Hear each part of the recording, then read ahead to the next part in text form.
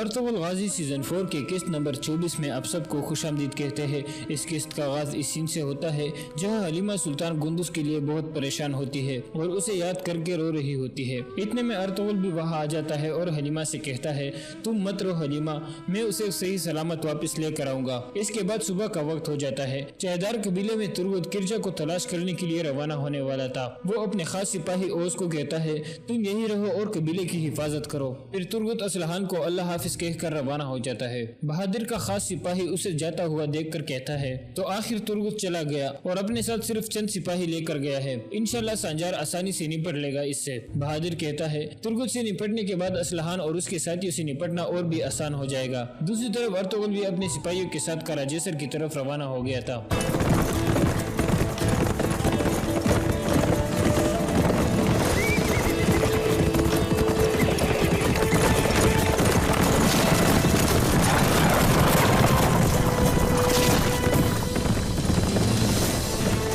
कराजेसर में मारिया सुबह के वक्त दोबारा काना लेकर गुंदुस के पास पहुंच जाती है, लेकिन गुंदुस दोबारा इनकार कर देता है। फिर मारिया कहती है, क्या तुम यहाँ से निकलना चाहते हो? गुंदुस कहता है, हाँ, मैं यहाँ से निकलकर दरियोस से इंतकाम लूंगा। मारिया कहती है, तो फिर तुम्हें अपनी ताकत बहाल रखनी होगी। तुम्हारे बाबा तुम्हें बचाने के लिए जरूर आएंगे। तुम काना खाओ ताकि वो तुम्हें सेहतमंद देख सके। फिर गुंदुस मान जाता है और काना खाने लगता है। दूसरी तरफ आरिस के डॉक्टर ने उसकी आंख पर एक पर्दा लगा दिया था। फिर वो उसे दर्द की दवा देने लगता है तो आरिस सख्त गुस्से में आ जाता है और कहता है, तुर्कों की इन जमीनों पर मौजूदगी से ज्यादा मुझे कोई चीज तकलीफ नहीं पहुंचा सकती। बाहर अर्तुगरुल अपने सिपाहियों के साथ किले में दाखिल हो जाता है। कमांडर कोस्तास कहता है, हम आपकी आने की उम्मीद नहीं कर रहे थे अर्तुगरुल साहब। अर्तुगरुल कहता है, जाकर गवर्नर आरिस को बताओ कि मैं आया हूँ। कोस्तास एक सिपाही को अंदर भेज देता है। सिपाही अंदर जाकर आरिस को बताता है कि बाहर अर्तुगरुल साहब आए हैं। आरिस चौंक जाता है और पूछता है, कितने सिपाहियों के साथ आया है? सिपाही कहता है, सिर्फ चंद सिपाहियों के साथ। आरिस कहता है, ठीक है, उसे अंदर ले आओ।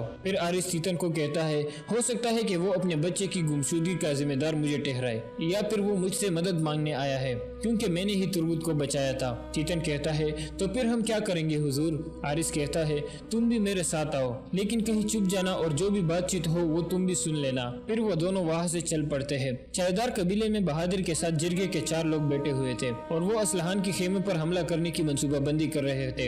एक आदमी कहता है, जब आप हमला करेंगे तो हमारे कुछ सिपाही भी आपके साथ मिल जाएंगे। ये सुनकर बहादुर खुश हो जाता है और कहता है, मैं तुर्गुत और असलहान के अलावा किसी को भी नुकसान नहीं पहुंचाना चाहता। फिर दूसरा आदमी कहता है, इस वाक़े के बाद अर्तुगरुल बहुत गुस्से में यहाँ आएगा, फिर हम क्या करेंगे? बहादुर कहता है, उसे अच्छा लगे या ना लगे वो मेरी सरदारी कबूल कर लेगा। तुर्गुत और असलहान के मरने के बाद अर्तुगरुल की बारी होगी। दूसरी तरफ तुर्गुत अपने सिपाहियों के साथ किरजा को तलाश करने के लिए जा रहा था। रास्ते में वो एक दरख्त गिरा हुआ देखकर कोड़ा रोक लेता है और नीचे उतरकर निशान देखने लगता है। निशान देखने के बाद वो कहता है, ये इस तरफ जा रहे हैं, चलो चले। फिर वो दोबारा घोड़े पर सवार हो जाता है। इस दौरान सांजार के आदमी एक तरफ चुपकर उन्हें देख रहे थे। तुर्गुत के जाने के बाद वो खड़े हो जाते हैं। सांजार कहता है, तुर्गुत हमारी चाल में आ गया है, वो निशानों के पीछे चल पड़ा है। चावेदार वालों की अमन और सलामती के लिए तुर्गुत का मरना जरूरी है। फिर सांजार अपने सिपाहियों को 3 मुख्तलिफ ग्रुपों में बांट देता है और कहता है, आज मैं तुम्हारी जान लूंगा तुर्गुत, देखते हैं इस दफा तुम्हें कौन बचाता है। इसके बाद वो सब वहाँ से चल पड़ते हैं। कराजेसर में अर्तुगरुल अंदर आरिस के पास पहुँच जाता है। आरिस उसे खुशामदीद कहता है। अर्तुगरुल पूछता है, ये तुम्हारी आंख पर क्या हुआ है? आरिस कहता है, एक बदकिस्मत हादसा हुआ है। फिर अर्तुगरुल को वो ख्याल आता है जब वो गुंदुस को एक कहानी सुना रहा था कि दुश्मन की सबसे कमजोर जगह पर हमला करना चाहिए। फिर अर्तुगरुल उससे कहता है, मुझे अफसोस है। आरिस उसे बैठने को कहता है। इसके बाद वो दोनों आमने सामने बैठ जाते हैं। अर्तुगरुल कहता है, मेरा बेटा गुंदुस कबीले से अगवा हो गया है। ये सुनकर आरिस हैरानगी का इजहार करता है और फिर कहता है, कौन ऐसा करने की जुर्रत कर सकता है? अर्तुगरुल कहता है, रूम का ताजिर दरियोस, वो जख्मी हालत में हमारे कबीले में आया था। हमने उस पर रहम दिली की और वो मेरे बेटे को अगवा करके ले गया। आप रूम की ताजिरों को बहुत अच्छी तरह से जानते हो। आरिस कहता है, मैं यकीनन आपकी मदद करूंगा अर्तुगरुल साहब। हो सकता है कि वो ताजिर आपके बेटे को एक गुलाम बनाकर बेच दे। अर्तुगरुल कहता है, मुझे उसकी मंसूबों की परवाह नहीं है गवर्नर आरिस, मैं सिर्फ अपने अपने बेटे को बचाना चाहता हूँ। आरिस कहता है मैं आपकी पूरी मदद करूंगा अर्तुगरुल साहब। फिर आरिस एक सिपाही को बुलाकर कहता है रूम के हर ताजिर से तफ्तीश करो और उन्हें कहो कि अगर उनके पास अर्तुगरुल साहब का बेटा है तो वो फौरन वापस कर दे, वरना मैं उन सब का सर उतार दूंगा। तीतन भी एक तरफ चुप कर ये सब कुछ सुन रहा था। चावेदार कबीले में तुर्गुत का खास सिपाही अंदर जाकर असलहान को बताता है कि अर्तुगरुल साहब का बेटा गुंदुज अगवा हो गया है। ये सुनकर असलहान बहुत परेशान हो जाती है और कहती है फौरन जिरगे के आदमियों को बुलाओ। दूसरी तरफ तुर्गुत एक जगह पहुंचकर रुक जाता है और अपने सिपाहियों से कहता है यह अपने घोड़े बांध दो। फिर वो आसपास का जायजा लेने लगता है। इतने में वो एक दरख्त गिरा हुआ देखकर चौंक जाता है और समझ जाता है कि ये किसी ने जानबूझकर किया है। फिर वो अपने सिपाहियों को कहता है ये एक जाल है। इतने में संजार के काफी सारे सिपाही उन्हें चारों तरफ से घेर लेते हैं। तुर्गुत के गर्दन पर भी तलवार रख दी गई थी।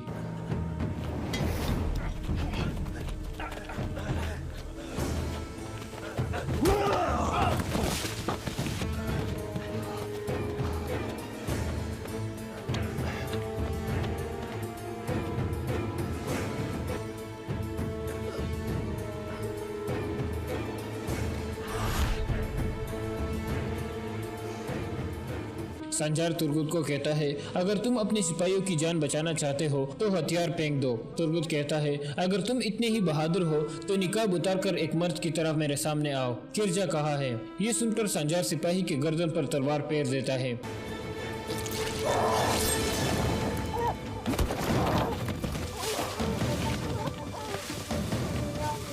और इसके बाद लड़ाई शुरू हो जाती है।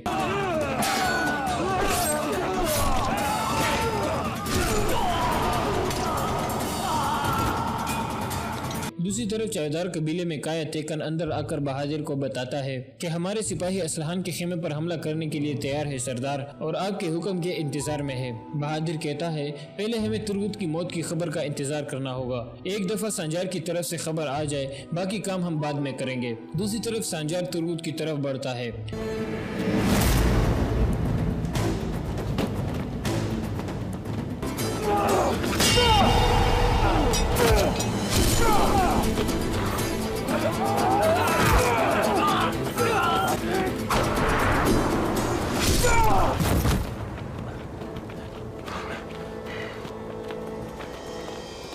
इस तरह तुर्गुत संजार को जख्मी कर देता है और बाकी सिपाहियों को मार देता है। संजार को दो आदमी सहारा देकर वहां से ले जाते हैं। फिर तुर्गुत भी अपने एक जख्मी सिपाही को सहारा देकर वापस कबीले की तरफ चल पड़ता है। कराजेसर में आरिस कहता है मैं आपके बेटे को तलाश करने में जो भी मदद कर सका वो करूंगा अर्तुगरुल साहब, लेकिन मैं चाहता हूँ कि हमारा दोस्ती का रिश्ता ज्यादा मजबूत हो जाए। अर्तुगरुल पूछता है बताओ गवर्नर आरिस आप क्या सोच रहे हो। आरिस कहता है मैं चाहता हूँ कि हनली बाजार में मुझे कुछ इख्तियारात मिल जाए, इसमें हम दोनों का फायदा होगा, हम ज्यादा मुनाफा कमाएंगे। अर्तुगरुल कहता है आपकी बातें काफी मुनासिब है, मैं पहले अपने बेटे को तलाश कर लूं, फिर आपसे इस बारे में तफसील से बात करूंगा। आरिस कहता है तो फिर मैं जाने से पहले सिर्फ आपको ताजिर निको से मिलवाना चाहता हूँ जिसे मैंने निकाया से बुलवाया है। फिर आरिस अपने सिपाही को कहता है ताजिर निको को भेजो। चावेदार कबीले में असलहान जिरगी के आदमियों को बताती है कि कई कबीले के अर्तुगरुल साहब का बेटा गुंदुज अगवा हो गया है। ये सुनकर सब चौंक जाते हैं और पूछते हैं ऐसा कौन कर सकता है। असलहान कहती है जिस किसी ने भी ये किया है वो कुछ भी कर सकता है, इसलिए हमें अपने कबीले में पूरी एहतियाती तदाबीर करनी होगी। कबीले में घूमने वाले सिपाहियों की तादाद दुगनी कर दो। जिरगे के सब लोग रजामंदी का इजहार करते हैं। दूसरी तरफ काया तेकन अंदर जाकर बहादुर को बताता है कि असलहान ने कबीले में घूमने वालों सिपाहियों की तादाद दुगनी कर दी है और इसके अलावा अर्तुगरुल का बेटा गुंदुज अगवा हो गया है। बहादुर अर्तुगरुल के बेटे का सुनकर पहले हैरान होता है और फिर हंसते हुए कहता है अर्तुगरुल इस वक्त अपने होश में नहीं होगा, अगर तुर्गुत मर गया तो हर चीज हमारे हक में हो जाएगी। दूसरी तरफ आरिस अर्तुगरुल और आरिस के सामने पहुंच जाता है जिसे आरिस ताजिर निको समझ रहा था। आरिस दोनों का एक दूसरे से तारुफ कराता है। फिर अर्तुगरुल जाने के लिए खड़ा हो जाता है। आरिस अपना हाथ आगे करते हुए कहता है आपसे मिलकर खुशी हुई अर्तुगरुल साहब। अर्तुगरुल उससे हाथ मिलाता है और उसके हाथ में मौजूद खत लेकर वहाँ से चल पड़ता है। दूसरी तरफ तुर्गुत अपने जख्मी सिपाही के साथ वापस रवाना था। चावेदार कबीले में बहादुर बेसब्री से संजार की तरफ से किसी खबर का इंतजार कर रहा था। इतने में काया तेकन اندر آ کر اسے بتاتا ہے کہ ترگت واپس قبیلے کی طرف آ رہا ہے۔ یہ سن کر بہادر چونک جاتا ہے اور سانجار کے لیے سخت پریشان ہو جاتا ہے۔ اتنے میں قبیلے کا ڈول بجتا ہے۔ بہادر فوراً باہر کی طرف چل پڑتا ہے۔ باہر قبیلے کے لوگ اکٹھے ہو رہے تھے۔ ترگت اپنے ایک زخمی سپاہی کے ساتھ قبیلے پہنچ چکا تھا۔ قبیلے کے لوگ پریشان ہو کر شور مچانا شروع کر دیتے ہیں اور ترگت سے پوچھتے ہیں کیا ہوا ہے۔ ترگت کہتا ہے ہمارے لیے جال بچھایا گیا تھا، ان کے چہرے ڈھکے ہوئے تھے لیکن میں نے ان سب کو ٹھکانے لگا دیا ہے۔ یہ سن کر بہادر مزید پریشان ہو جاتا ہے۔ پھر ترگت گھوڑے سے اتر کر اندر کی طرف چل پڑتا ہے۔ بہادر اپنے سپاہی کو کہتا ہے فوراً جا کر سانجار کو تلاش کرو اور اس کی خیریت معلوم کرو۔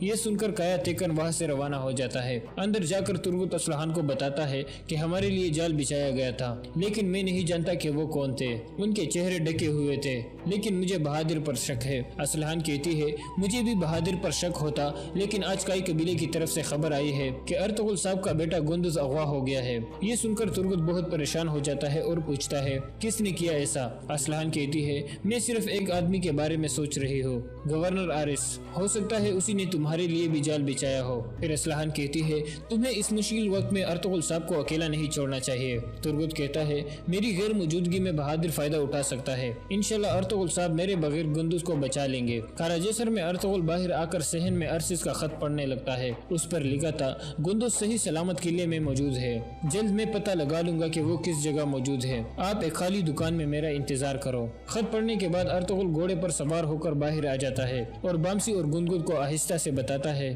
کہ گندز قلعے میں ہے اور یہ خالی دکان کہاں ہے۔ گنگد کہتا ہے میں آپ کو وہاں لے چلتا ہوں سردار۔ ارطغرل کہتا ہے ابھی نہیں، پہلے ہمیں قلعے سے باہر جانا ہوگا، پھر ہم بھیس بدل کر دوبارہ اندر آئیں گے۔ پھر ارطغرل وہاں سے روانہ ہو جاتا ہے۔ کئی قبیلے میں حلیمہ سلطان گندز کو یاد کر کے رو رہی تھی۔ افسہ اسے کہتی ہے آپ پریشان نہ ہو، انشاءاللہ ارطغرل صاحب انہیں صحیح سلامت واپس لے آئیں گے۔ حلیمہ کہتی ہے انشاءاللہ، اور اسی کے ساتھ اس قسط کا اختتام ہو جاتا ہے۔ حضرت خالد بن ولید رضی اللہ تعالیٰ عنہ کی زندگی کے خوبصورت واقعات، سیرت خالد بن ولید کی قسط نمبر 75 میں آپ سب کو خوش آمدید کہتے ہیں، جہاں ہم اس جگہ تک پہنچے تھے۔ رومیوں نے دمشق کا دفاع تو بڑا اچھا کیا تھا، لیکن شہر میں رسد اور خوراک کی اتنی کمی تھی کہ 10 دنوں کے محاصرے میں ہی شہری ہر چیز کی قلت محسوس کرنے لگے تھے۔ ہرقل کو اطلاع مل چکی تھی، اس نے کمک بھیجی اور اس کے ساتھ خوراک کا ذخیرہ بھی بھیج دیا۔ زرار بن الازور کو بتایا گیا کہ رومی فوج کے ساتھ مال و اسباب بے حساب آ رہا ہے، تو زرار نے جوش میں آ کر حسب معمول ذرا خود اور قمیص اتار پھینکی اور نیم برہنہ ہو کر انہوں نے اعلان کیا کہ بہت موٹا شکار آ رہا ہے۔ رومی جب پہاڑیوں میں آئے تو زرار کی للکار پر مجاہدین اسلام گاد سے نکل کر رومیوں پر ٹوٹ پڑے۔ توقع یہ تھی کہ رومی اچانک حملے سے گھبرا کر اور بوکلا کر بھاگ اٹھیں گے، لیکن ان کا رد عمل ایسا بالکل نہیں تھا۔ انہوں نے یہ چال چلی کہ پیچھے ہٹنے لگے اور درہ عقاب کے قریب اس جگہ جا رکے جہاں ہموار میدان تھا اور یہ پہاڑی کی بلندی تھی۔ انہوں نے سامان کی گاڑیاں پیچھے بھیج دی اور ان کے پیچھے کی فوج آگے آ گئی۔ ان کی تعداد مسلمانوں سے دگنی تھی اور ان کے انداز سے صاف پتہ چلتا تھا کہ مسلمانوں کا یہ حملہ ان کے لیے غیر متوقع نہ تھا، وہ اس کے لیے تیار تھے۔ انہوں نے قدم جما لیے۔ زرار بن الازور نے دشمن کو اس کیفیت میں دیکھا کہ اس نے نہ صرف یہ حملہ روک لیا بلکہ وہ سامنے سے بھی اور دائیں بائیں سے بھی حملے کر رہا ہے۔ مسلمانوں کا جوش و خروش کچھ کم نہ تھا، لیکن رومی جس منظم انداز سے لڑ رہے تھے اس سے یہی ایک خطرہ نظر آنے لگا تھا کہ وہ مسلمانوں کو بھگا کر اور کاٹ کر آگے نکل جائیں گے۔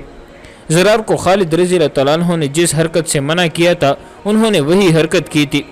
پہلے تو وہ منظم انداز سے رومیوں پر حملے کراتے رہے، لیکن دیکھا کہ رومی پیچھے ہٹنے کے بجائے چڑھے آ رہے ہیں تو زرار جوش میں آ گئے اور چند ایک مجاہدین کو ساتھ لے کر رومیوں پر ٹوٹ پڑے۔ انہوں نے اپنی مخصوص جرأت اور شجاعت کا مظاہرہ کیا اور جو رومی ان کے سامنے آیا وہ کٹ گرا اور اس انداز سے وہ اندھا دھند بہت آگے نکل گئے۔ یہ ہے برہنہ جنگجو، کسی رومی نے نعرہ لگایا۔ یہ کوئی سالار ہو سکتا تھا، اس نے للکار کر کہا گھیرے میں لے لو، اسے زندہ پکڑو۔ زرار نیم برہنہ ہو کر لڑنے اور دشمن کو ہر میدان میں حیران کن نقصان پہنچانے میں اتنے مشہور ہو گئے تھے کہ انطاکیہ تک ان کی شجاعت کے چرچے پہنچ گئے تھے۔ رومیوں نے اس نیم برہنہ جنگجو کو پہچان لیا۔ زرار کے دائیں بازو میں ایک تیر لگ چکا تھا۔ مورخوں نے لکھا ہے کہ زرار کے جسم پر 2 زخم اور بھی تھے۔ بہرحال ان کے بازو میں تیر اترنے پر سب متفق ہے۔ زرار نے تیر کھینچ کر بازو سے نکال پھینکا۔ تیر نکالنا بڑا ہی اذیت ناک ہوتا ہے، وہاں سے گوشت باہر نکل آتا ہے، لیکن زرار بن العذور عاشق رسول صلی اللہ علیہ وسلم تھے، وہ تو جیسے اپنے جسم اور اپنی جان سے دستبردار ہو گئے تھے۔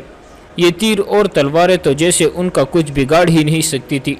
رومیوں کا تیر کھا کر انہوں نے تیر یوں نکال پھینکا جیسے ایک کانٹا نکال پھینکا ہو۔ ان کا دایاں ہاتھ تلوار کو مضبوطی سے تھامے رہا اور رومی کٹتے اور گرتے رہے۔ رومی انہیں زندہ پکڑنے کا طے کر چکے تھے۔ انہوں نے زرار کے آدمیوں کو جو ان کے ساتھ آگے نکل گئے تھے بکیر کر الگ الگ کر دیا اور زرار کو گھیرے میں لے لیا۔ اس موقع پر انہیں 1 یا 2 زخم آئے۔ آخر کئی رومیوں نے مل کر انہیں پکڑ لیا اور انہیں باندھ دیا۔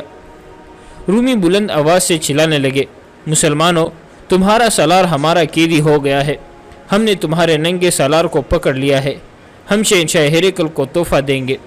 رومیوں کی للکار بلند ہوتی جا رہی تھی۔ وہ ٹھیک کہتے تھے، شہنشاہ ہرقل کے لیے زرار سے بڑھ کر کوئی اور تحفہ اچھا نہیں ہو سکتا تھا۔ رومی انہیں باندھ کر پیچھے لے گئے۔ ان کے زخموں سے خون بڑی تیزی سے بہا جا رہا تھا، جس سے یہ خطرہ پیدا ہو گیا تھا کہ وہ ہرقل تک زندہ نہیں پہنچ سکیں گے۔ رومیوں نے ان کی مرہم پٹی کر دی۔ اس دور کے جنگجو میں فوجیں یوں بھی شکست کھا جاتی تھی کہ سپہ سالار مارا گیا، پرچم گر پڑا اور پوری کی پوری فوج بھاگ اٹھی۔ لیکن مسلمانوں کا معاملہ اس کے برعکس تھا۔ زرار جیسا سالار پکڑا گیا تو دشمن کی للکار سن کر اس نے ان کے سالار کو پکڑ لیا۔ مسلمانوں نے حملوں کی شدت میں اضافہ کر دیا۔ وہ لپکتے ہوئے شعلوں اور کڑکتی ہوئی بجلیاں بن گئے۔ رافع بن عمیرہ زرار کے نائب سالار تھے۔ انہوں نے گرج کر اعلان کیا کہ اب کمان ان کے ہاتھ میں ہے۔ انہوں نے سامنے سے رومیوں پر حملے بھی کرائے، خود بھی حملوں کی قیادت اور دشمن کی صفوں کو توڑ کر آگے جانے کی کوشش کی، لیکن رومیوں کی صفیں مل کر بڑی مضبوط دیوار بن گئی تھی۔ رافع زرار کو رہا کرانے کی کوشش میں تھے، لیکن ان کی کوشش کامیاب نہیں ہو رہی تھی۔ مسلمان اپنے سالار کو دشمن سے چھڑانے کے لیے جان کی بازی لگائے ہوئے تھے۔ دوپہر سے ذرا بعد کا وقت تھا۔ خالد رضی اللہ تعالیٰ عنہ دمشق کے ارد گرد گھوم پھر کر جائزہ لے رہے تھے کہ دیوار کہیں سے توڑی جا سکتی ہے یا نہیں۔ 2 سالار ان کے ساتھ تھے۔ خدا کی قسم، دمشق ہمارا ہے، خالد رضی اللہ تعالیٰ عنہ نے کہا۔ رومیوں کو کمک نہیں مل سکتی، زرار اور رافع ان کی کمک کو بگا چکے ہوں گے۔ خالد رضی اللہ تعالیٰ عنہ چپ ہو گئے۔ ایک گھڑ سوار ان کی طرف تیز آ رہا تھا۔ قاصد معلوم ہوتا ہے، خالد رضی اللہ تعالیٰ عنہ نے کہا، اور گھوڑے کو ایڑ لگا کر اس کی طرف بڑھے۔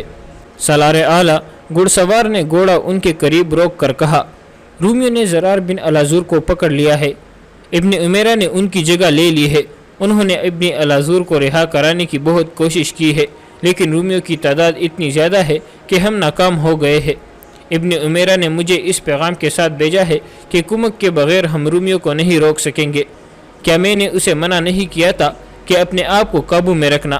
خالد رضی اللہ تعالیٰ عنہ نے برہم سا ہو کر کہا، رومی ہمارے اتنے قیمتی سالار کو نہیں لے جا سکتے۔ خالد رضی اللہ تعالیٰ عنہ نے تمام سالاروں کو بلایا اور انہیں زرار کی گرفتاری اور بیت اللحیہ میں رومیوں کے سامنے مسلمانوں کی کمزور حالت کے متعلق بتایا۔ میں خود ابن عمیرہ کی مدد کے لیے جانا چاہتا ہوں، خالد رضی اللہ تعالیٰ عنہ نے کہا، لیکن محاصرہ کمزور ہو جائے گا، رومی باہر آ کر تم پر حملہ کر دیں گے، ہماری نفری پہلے ہی کم ہو کر رہ گئی ہے۔ اگر میں نہیں جاتا اور میں کمک نہیں بیچتا تو ہمارے 5000 سوار مارے جائیں گے اور رومیوں کی کمک سیدھی یہاں آ کر ہلہ بول دے گی۔ بتا سکتے ہو مجھے کیا کرنا چاہیے؟ رافع کی مدد کو پہنچنا اور رومیوں کی کمک کو روکنا زیادہ ضروری ہے۔ ابو عبیدہ رضی اللہ تعالیٰ عنہ نے کہا، ابن ولید، تو سمجھتا ہے کہ تیرا جانا ضروری ہے تو ابھی چلا جا، ہمیں اور دمشق کے محاصرے کو اللہ پر چھوڑ دے، رومیوں کو باہر آ کر حملہ کرنے دے، وہ زندہ اندر نہیں جا سکیں گے۔ دوسرے سالاروں نے ابو عبیدہ رضی اللہ تعالیٰ عنہ کی تائید کر کے خالد رضی اللہ تعالیٰ عنہ کو یقین دلایا کہ ان کی نفری کم ہو بھی گئی تو بھی محاصرے کو درہم برہم نہیں ہونے دیں گے۔ اگر مجھے جانا ہی ہے تو میں فوراً نہیں جاؤں گا۔ خالد رضی اللہ تعالیٰ عنہ نے کہا، میں ایسے وقت یہاں سے سواروں کو لے کر نکلوں گا جب دشمن ہمیں نہیں دیکھ سکے گا۔ ابو عبیدہ، میری جگہ لے لے، میں آدھی رات کے بعد 4000 سوار لے کر نکل جاؤں گا۔ تم سب پر اللہ کی سلامتی ہو، اللہ تمہارا حامی و ناصر ہو۔ 4,000 सवारों को तैयारी की हालत में अलग कर दो और उन्हें बता दो कि आधी रात के बाद रवाना होना है। बैतुल्लहिया कम व बेश 20 मील दूर था। सूरज गुरूब होने तक वहाँ रूमियों और मुसलमानों में लड़ाई होती रही। राफे बिन उमेरा ने शाम तारीख होने के बाद भी मुजाहिदीन को रूमियों के औकब में पहाड़ियों के दरमियान से गुजार कर भेजा, मगर हर टोली नाकाम वापस आई। जू वक़्त गुजरता जा रहा है, ज़रार बिन अलाजुर मौत की करीब होता जा रहा है। राफे ने कई बार कहा, अल्लाह करे वो ज़िंदा हो, अल्लाह उसे ज़िंदा रखे, हम उसे चढ़ाकर ज़रूर लाएंगे।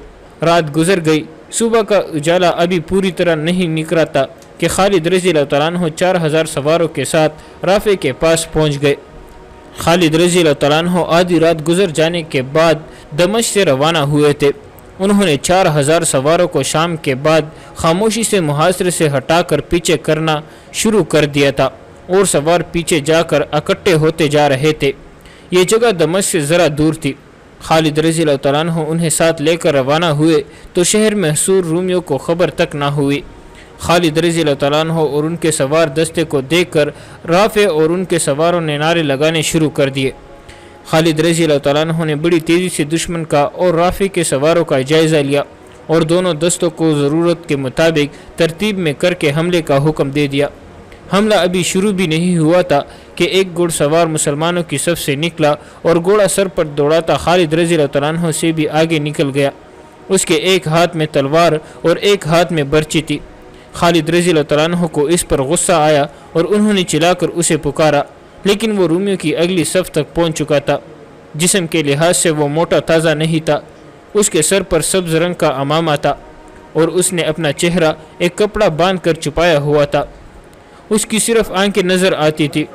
ये खालिद है, राफे बिन उमेरा ने कहा। ऐसी जुर्रत खालिद के सिवा कोई नहीं कर सकता।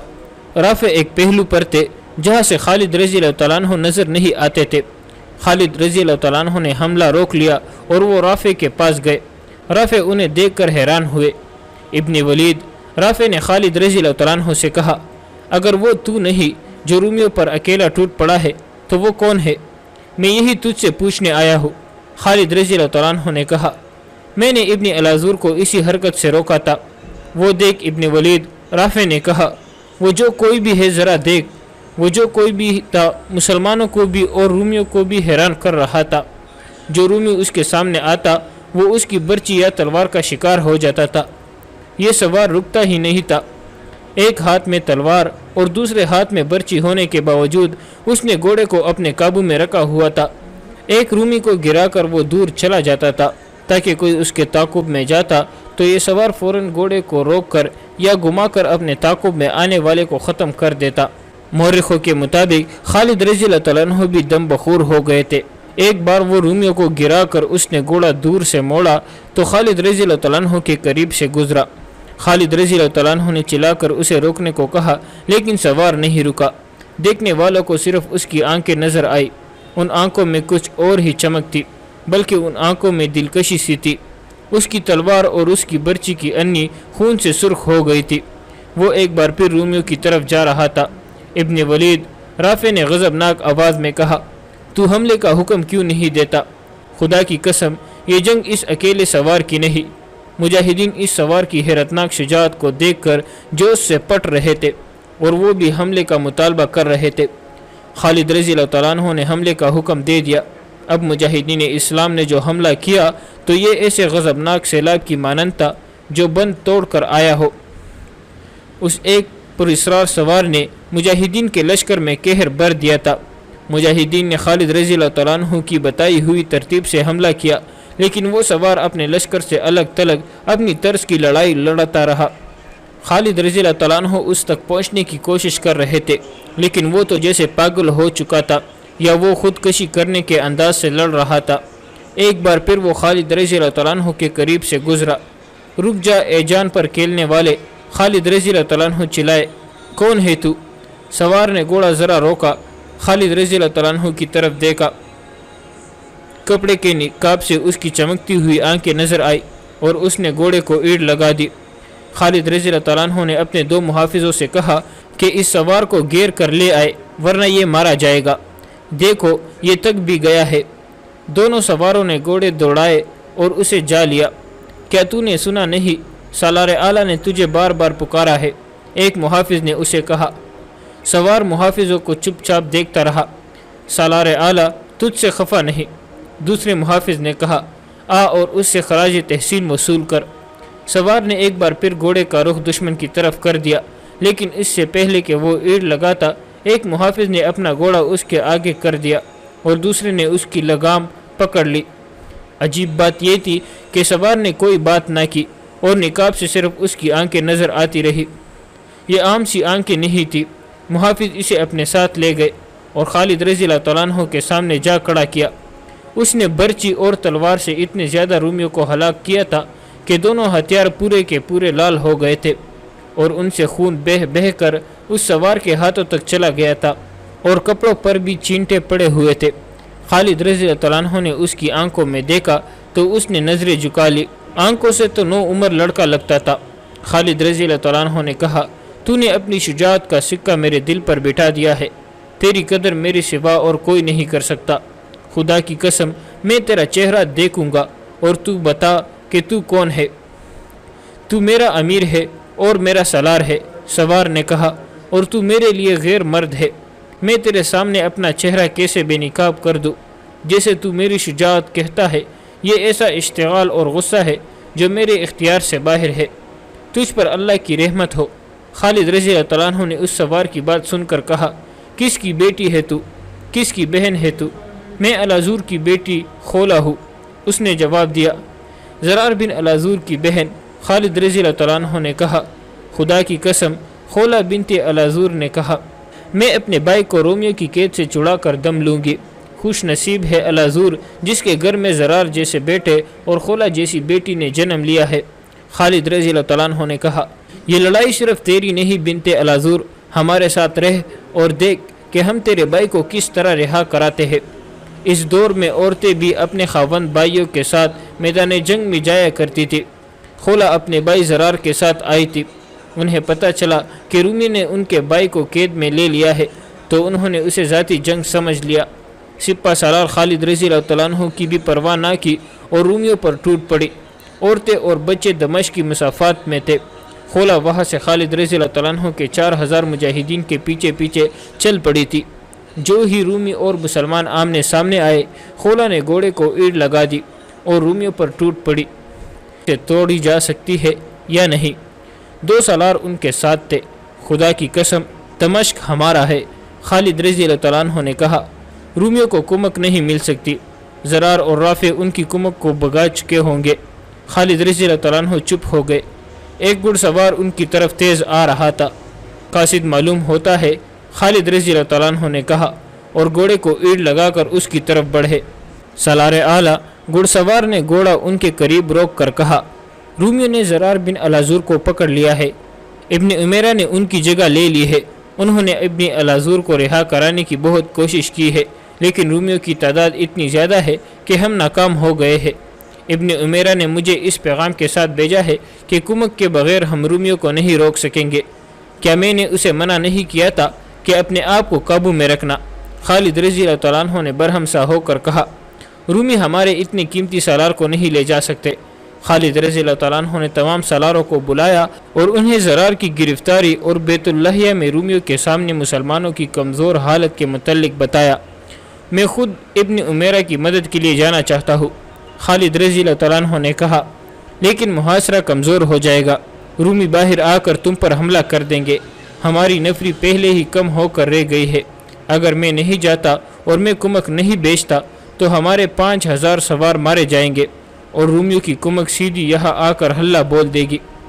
بتا سکتے ہو مجھے کیا کرنا چاہیے؟ رافع کی مدد کو پہنچنا اور رومیوں کی کمک کو روکنا زیادہ ضروری ہے۔ ابو عبیدہ رضی اللہ تعالیٰ عنہ نے کہا، ابن ولید تو سمجھتا ہے کہ تیرا جانا ضروری ہے تو ابھی چلا جا، ہمیں اور دمشق کے محاصرے کو اللہ پر چھوڑ دے۔ رومیوں کو باہر آ کر حملہ کرنے دے، وہ زندہ اندر نہیں جا سکیں گے۔ دوسرے سالاروں نے ابو عبیدہ رضی اللہ تعالیٰ عنہ کی تائید کر کے خالد رضی اللہ تعالیٰ عنہ کو یقین دلایا کہ ان کی نفری کم ہو بھی گئی تو بھی محاصرے کو درہم برہم نہیں ہونے دیں گے۔ اگر مجھے جانا ہی ہے تو میں فوراً نہیں جاؤں گا۔ خالد رضی اللہ تعالیٰ عنہ نے کہا، میں ایسے وقت یہاں سے سواروں کو لے کر نکلوں گا جب دشمن ہمیں نہیں دیکھ سکے گا۔ ابو عبیدہ میری جگہ لے لے، میں آدھی رات کے بعد 4000 سوار لے کر نکل جاؤں گا۔ تم سب پر اللہ کی سلامتی ہو، اللہ تمہارا حامی و ناصر ہو۔ 4000 سواروں کو تیاری کی حالت میں الگ کر دو اور انہیں بتا دو کہ آدھی رات کے بعد روانہ ہونا ہے۔ بیت اللحیہ کم و بیش 20 میل دور تھا۔ سورج غروب ہونے تک وہاں رومیوں اور مسلمانوں میں لڑائی ہوتی رہی۔ رافع بن عمیرہ نے شام تاریخ ہونے کے بعد بھی مجاہدین کو رومیوں کے عقب میں پہاڑیوں کے درمیان سے گزار کر بھیجا، مگر ہر ٹولی ناکام واپس آئی۔ جو وقت گزرتا جا رہا ہے، زرار بن الازور موت کی قریب ہوتا جا رہا ہے۔ رافع نے کئی بار کہا، اللہ کرے وہ زندہ ہو، اللہ اسے زندہ رکھے، ہم اسے چڑھا کر ضرور لائیں گے۔ رات گزر گئی، صبح کا اجالا ابھی پوری طرح نہیں نکلا تھا کہ خالد رضی اللہ تعالیٰ عنہ 4000 سواروں کے ساتھ رافع کے پاس پہنچ گئے۔ خالد رضی اللہ تعالیٰ عنہ آدھی رات گزر جانے کے بعد دمشق سے روانہ ہوئے تھے۔ انہوں نے 4000 سواروں کو شام کے بعد خاموشی سے محاصرے سے ہٹا کر پیچھے کرنا شروع کر دیا تھا اور سوار پیچھے جا کر اکٹھے ہوتے جا رہے تھے۔ یہ جگہ دمشق سے ذرا دور تھی۔ خالد رضی اللہ تعالیٰ عنہ انہیں ساتھ لے کر روانہ ہوئے تو شہر میں حصور رومیوں کو خبر تک نہ ہوئی۔ خالد رضی اللہ تعالیٰ عنہ اور ان کے سوار دستے کو دیکھ کر رافع اور ان کے سواروں نے نعرے لگانے شروع کر دیے۔ خالد رضی اللہ تعالیٰ عنہ نے بڑی تیزی سے دشمن کا اور رافع کے سواروں کا جائزہ لیا اور دونوں دستوں کو ضرورت کے مطابق ترتیب میں کر کے حملے کا حکم دے دیا۔ حملہ ابھی شروع بھی نہیں ہوا تھا کہ ایک گھڑ سوار مسلمانوں کی صف سے نکلا اور گھوڑا سر پر دوڑاتا خالد رضی اللہ تعالیٰ عنہ سے بھی آگے نکل گیا۔ اس کے ایک ہاتھ میں تلوار اور ایک ہاتھ میں برچی تھی۔ خالد رضی اللہ تعالیٰ عنہ کو اس پر غصہ آیا اور انہوں نے چلا کر اسے پکارا، لیکن وہ رومیوں کی اگلی صف تک پہنچ چکا تھا۔ جسم کے لحاظ سے وہ موٹا تازہ نہیں تھا۔ اس کے سر پر سبز رنگ کا عمامہ تھا اور اس نے اپنا چہرہ ایک کپڑا باندھ کر چھپایا ہوا تھا۔ اس کی صرف آنکھیں نظر آتی تھی۔ یہ خالد ہے، رافع بن عمیرہ نے کہا۔ ایسی جرأت خالد کے سوا کوئی نہیں کر سکتا۔ رافع ایک پہلو پر تھے جہاں سے خالد رضی اللہ تعالیٰ عنہ نظر نہیں آتے تھے۔ خالد رضی اللہ تعالیٰ عنہ نے حملہ روک لیا اور وہ رافع کے پاس گئے۔ رافع انہیں دیکھ کر حیران ہوئے۔ ابن ولید، رافع نے خالد رضی اللہ تعالیٰ عنہ سے کہا، اگر وہ تو نہیں جو رومیوں پر اکیلا ٹوٹ پڑا ہے تو وہ کون ہے؟ میں یہی تجھ سے پوچھنے آیا ہوں۔ خالد رضی اللہ تعالیٰ عنہ نے کہا، میں نے ابن الازور کو اسی حرکت سے روکا تھا۔ وہ دیکھ ابن ولید، رافع نے کہا، وہ جو کوئی بھی ہے ذرا دیکھ۔ وہ جو کوئی بھی تھا مسلمانوں کو بھی اور رومیوں کو بھی حیران کر رہا تھا۔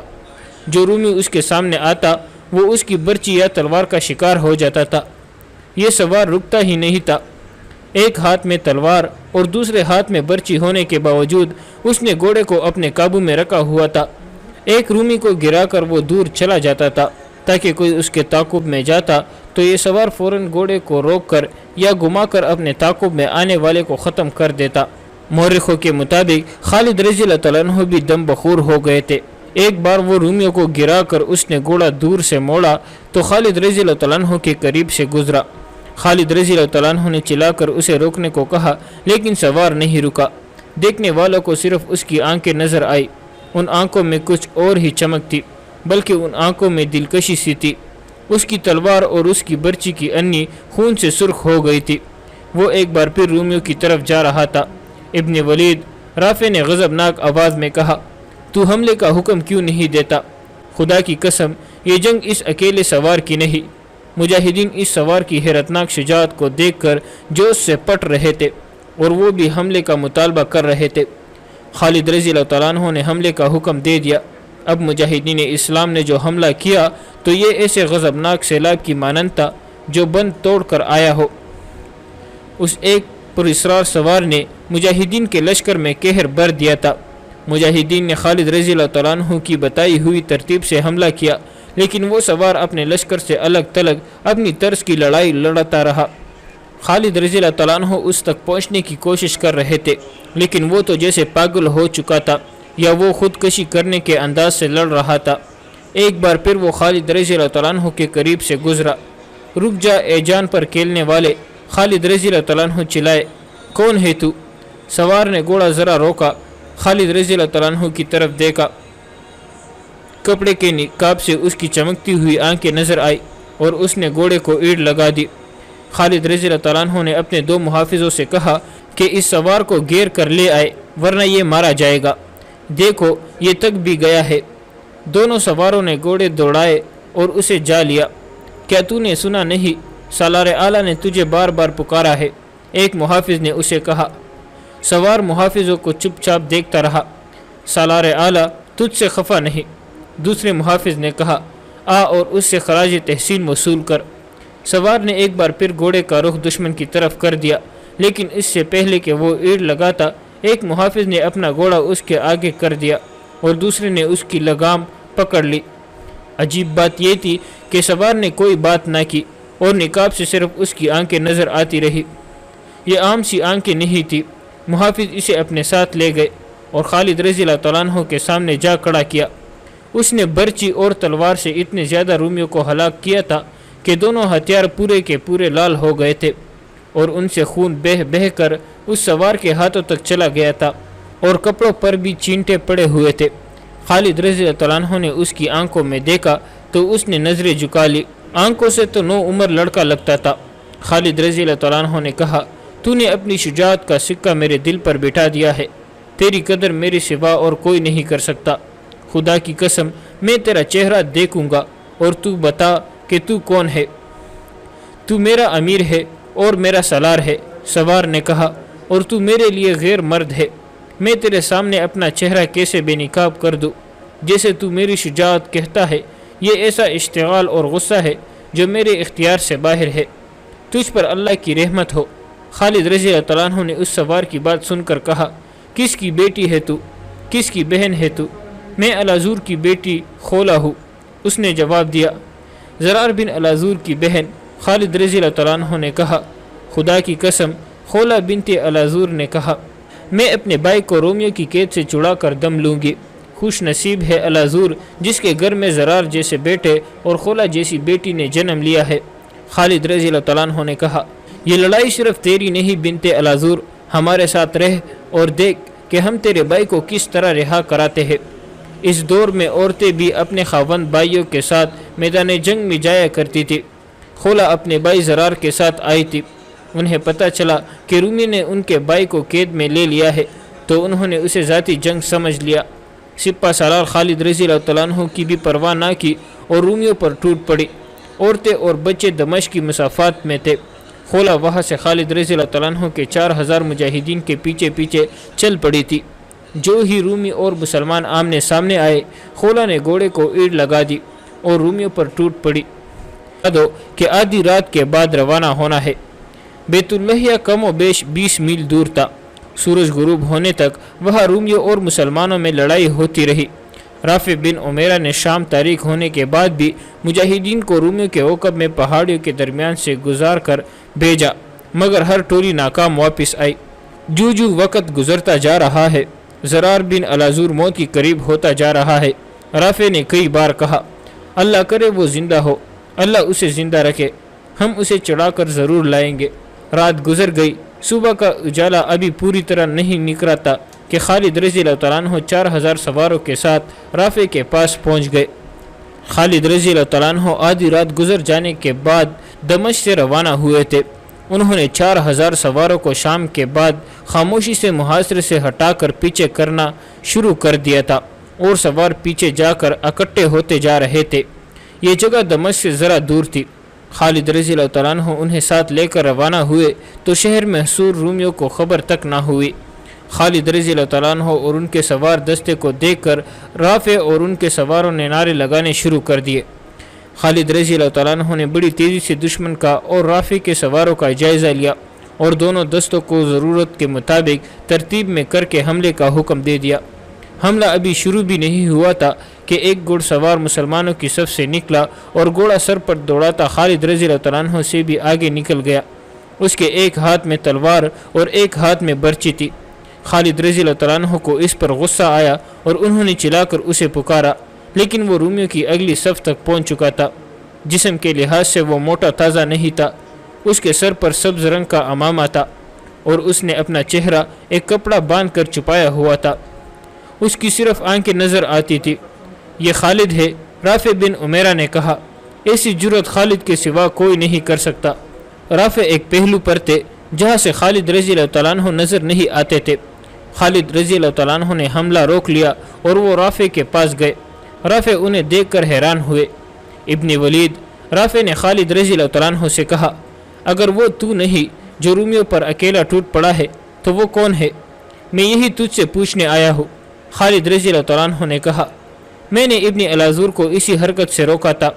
وہ دیکھ ابن ولید، رافع نے کہا، وہ جو کوئی بھی ہے ذرا دیکھ۔ وہ جو کوئی بھی تھا مسلمانوں کو بھی اور رومیوں کو بھی حیران کر رہا تھا۔ جو رومی اس کے سامنے آتا وہ اس کی برچی یا تلوار کا شکار ہو جاتا تھا۔ یہ سوار رکتا ہی نہیں تھا۔ ایک ہاتھ میں تلوار اور دوسرے ہاتھ میں برچی ہونے کے باوجود اس نے گھوڑے کو اپنے قابو میں رکھا ہوا تھا۔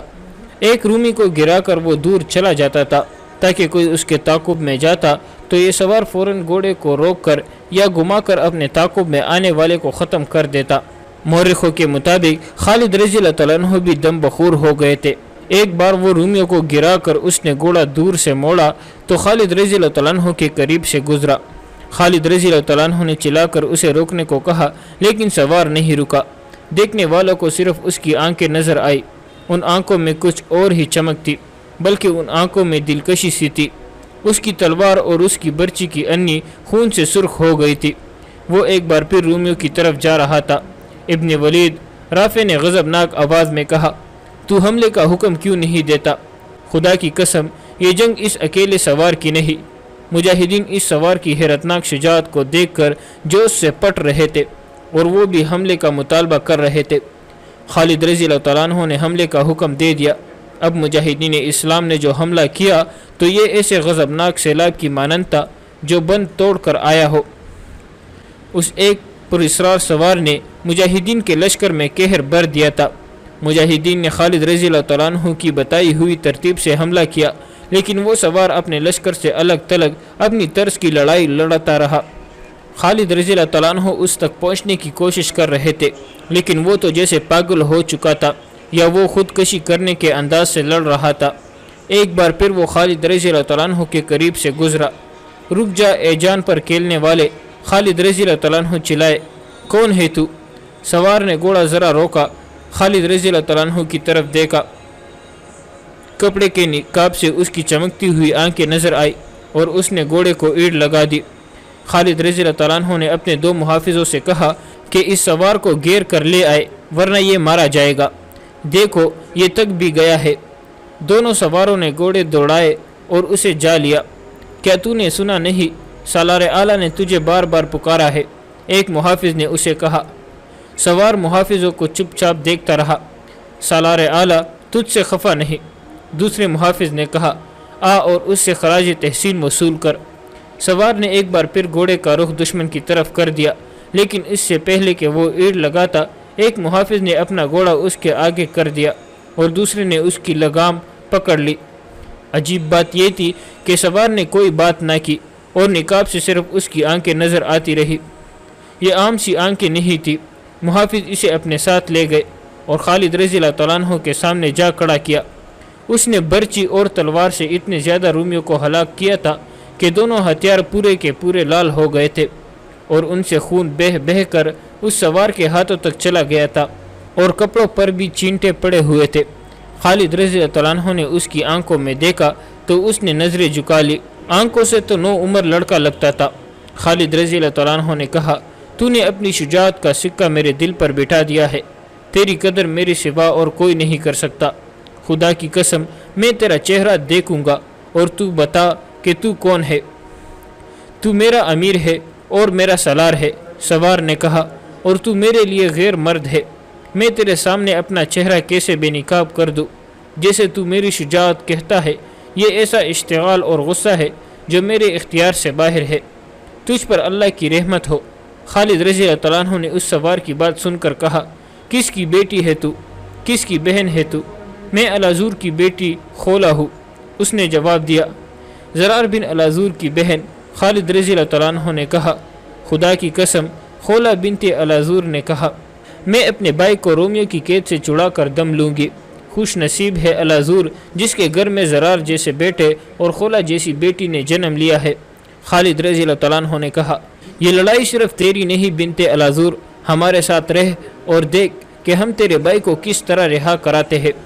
اس دور میں عورتیں بھی اپنے خاوند بھائیوں کے ساتھ میدان جنگ میں جایا کرتی تھی۔ خولہ اپنے بھائی زرار کے ساتھ آئی تھی۔ انہیں پتہ چلا کہ رومی نے ان کے بھائی کو قید میں لے لیا ہے تو انہوں نے اسے ذاتی جنگ سمجھ لیا۔ سپہ سالار خالد رضی اللہ تعالیٰ عنہ کی بھی پرواہ نہ کی اور رومیوں پر ٹوٹ پڑی۔ عورتیں اور بچے دمشق کی مسافات میں تھے۔ خولہ وہاں سے خالد رضی اللہ تعالیٰ عنہ کے 4000 مجاہدین کے پیچھے پیچھے چل پڑی تھی۔ جو ہی رومی اور مسلمان آمنے سامنے آئے، خولہ نے گھوڑے کو ایڑ لگا دی اور رومیوں پر ٹوٹ پڑی۔